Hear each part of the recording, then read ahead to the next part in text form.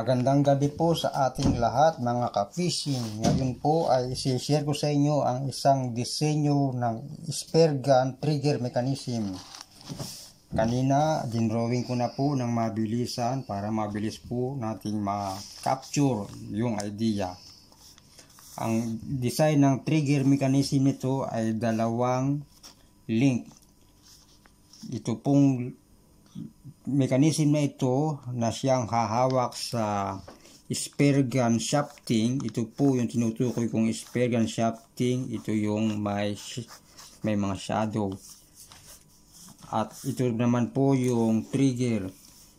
Ito pong trigger na ito ay nakaatas po sa isang mechanism sa pamamagitan ng mga pin. Ang pin na ito ay nakatuhog po sa pinaka-body ng spear gun. Itong pin number 1. Itong pin number 2 ay kumukonekta lang siya dito sa mechanism na ito at ito yung mismong trigger. At itong pin number 4, siya po yung magsisilbing parang kalso sa shafting. At yung pin number 3. Gumamit po ako ng compressive spring dahil po ang purpose po nito, pag hinikit po natin yung trigger mechanism at binitiwan po natin, kusa po siyang babalik sa original niyang pwesto para madali rin po natin may papasok yung shafting sa pangalawang shot. Pag hinikit po natin itong trigger na ito, ang tendency po ng pin na ito ay bababa siya, magpapivot po siya dinit. At itong pin naman na ito na humahawak sa shafting ay tataas din po siya, magpapivot po siya. Dito po ang kanyang pivoting point. Ang purpose po ng pin na ito para mapigil niya itong shafting by accident na tumaas, ma-release siya dito sa pinaka-mechanism na ito. So, iniipit ng pin na ito yung shafting para nakapirmi siya dito. Ganon din po itong nasa ilalim. Ganito po ang magiging action niya. Pag ginigit na po natin yung trigger, bababa po itong pin na ito, hihigitin niyang pababa itong mechanism na ito, malilibre na po itong bungkalo ng mechanism na ito na humahawak sa shafting. Tataas po itong pin na ito para libre din po yung shafting na makagalaw. Bababa ito. Kaya po inilagay ko itong pin na ito dito sa bandang likuran instead na nandito, dahil pag nandito siya, sakto na yung distansya niya sa diameter ng shafting. So wala pong way para mapagalaw natin itong trigger. Kaya nilagay ko siya sa bandang likuran para may way para ma-move po natin yung trigger.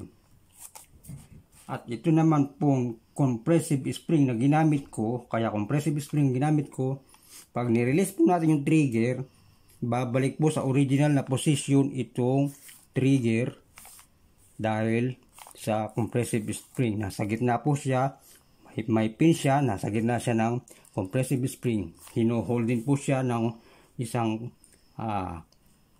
bakal para ma-hold siya sa gitna ng compressive spring. Ganito po ang kalalabasan ng perspective niyan. Itong mahabang pin na ito lang po yung nakatuhog sa body ng spear gun. Itong pin number 2 na tinutukoy ko dito, ito po yung kumukonekta dito sa mechanism na ito. Yung slot po na ito na nakikita natin sa perspective, sa malaking perspective para madali po natin makuha yung idea, ito po yung humahawak sa shafting, sa uka ng shafting. Itong pin number 2, ito po yung pin number 1 na tinutukoy ko na nakatuhog lang sa body ng spear gun. Itong pin number 2, siya yung kumukonekta sa trigger at sa mechanism na ito na kung saan ito ang humahawak sa shafting ng pana. At ito namang pin number 4, nilagyan ko po siya ng pin number 4. Ito po ngayon yung pumipigil sa ilalim ng shafting na magsisilbi rin po siyang parang bareta yung purpose niya, na nagbunot ka ng pako na nakatuon itong pin na ito sa kahoy at bubunutin mo yung pako, parang nagkaroon ka ng lever. At itong pin number 3 na ito ngayon yung pumipigil sa shafting para hindi siya by accident tataas, kasi naiipit siya dito. Yung shafting ng pana ay in between na andito siya sa gitna ng mga pin na ito, pin sa ilalim at pin sa ibabaw. Ganito po ang itsura ng ating perspective. Yung compressive spring na ginamit ko, mayroon po siyang bakal sa gitna rin para yung pin na ito nakatuog dun sa bakal.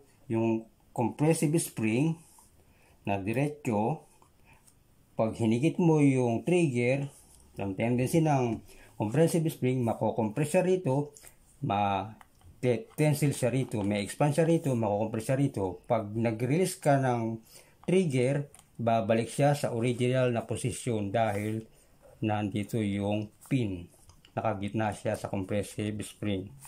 So ganyan lang po ang trabaho niyan. Isang pin lang po na mahaba na nakatuhog sa mango ng spare gun na kahoy. At itong mga pin na ito, yan po ang gamit niyan. Yung pin number 2, para higitin niyang pababa itong link na ito, malibre yung shafting. Yung pin number 4, yun po yung parang bareta na nakatukod ngayon sa shafting para ibaba niya itong pin number 2 pag hinigit mo po itong trigger.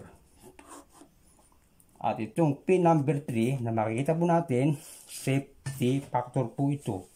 Ito po yung hahawak sa shafting para walang aksidente na tataas yung shafting dahil naiipit siya ng pin number 3. At ang mga pin na ito ay in position dahil din dito sa compressive spring. So, nasa gitna po itong pin na ito ng compressive spring. Wala pong way para ito ay umatras kung hindi po natin hihigitin o itutulak dahil naka-in position po siya sa compressive spring. So, ganyan po ang magiging purpose po niyan. Pag hinigit po natin, bababa ito. Katulad sa pangalawang drawing, bababa itong link na ito. Hihigitin itong pin na ito, hihigitin niya itong link.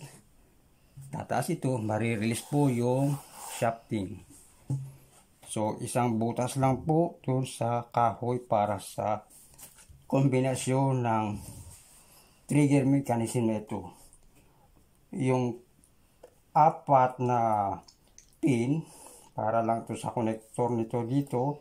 Yung 2 para sa safety factor ng shafting. Para safety, hindi tataas yung shafting, hindi rin siya masyadong mababa. Ang purpose naman ng compressive spring nito, para pag binitiwan mo itong trigger, in position siya lagi sa original na position niya. Babalik siya sa original na position niya, kung saan madali mo lang maipapasok yung shafting dahil ganyan na yung forma niya. Pag tinulak mo yung shafting, ipinasok mo, medyo bababa ito hanggang ng konti para lumibre din. At pag nasa slot na siya ng shafting, kusa na siyang tataas para sumangga sa shafting. Kung yan po ang uka ng shafting. Ganyan po ang aking design na ibang klaseng design ng trigger mechanism ng spare gun. Na siguro po sa aking paniwala lang, wala pang nagdi-design ng ganyang klase. Ito po ang perspective at ito po yung disenyo kung paano magtatrabaho yung trigger mechanism. Itong pin number 3, inulit ko lang para lang ma-hold niya yung shafting. Hindi tataas yung shafting dahil nakaipit siya dito sa pin number 3 dito. At yung pin number 4, ang magiging trabaho niya, para kang nagkaroon ng lever, parang baleta, bubunutin mo yung pako. Nakatuon ito sa shafting para maibaba mo itong link na ito pababa pag hinikit mo itong trigger. So, nakakalso ngayon dito yan. Pag hinikit mo, magpapaibot siya, bababa itong link na ito, marirelease yung shafting dito sa slot na ito. Itong may shadow na ito yung slot kung saan yan ang pumipigil sa shafting. So ito, ang susunod mong project na gagawin. Yan ang susunod kong project na gagawin. Pag nirelease mo na yung trigger, babalik siya sa original na pwesto, gawa ng hihigitin siya ng compressive spring. So sa lahat po ng nanood at nagustuhan itong kanyang inexplain na kanyang drawing na gagawin niyang susunod na project, huwag pong kalimutang i-click ang subscribe. Paki-subscribe po yung aming channel, The Fishing and Cooking Couple Mix Vlog. Paki-click po yung notification bell all para sa mga susunod pa po naming mga videos na i-sketch niya sa mga susunod niyang mga projects. Paki-like din po, comment at saka paki-share na rin po para naman po makita po ng ibang mga kasamahan natin sa industriya. Maraming salamat po. Magandang gabi po sa ating lahat.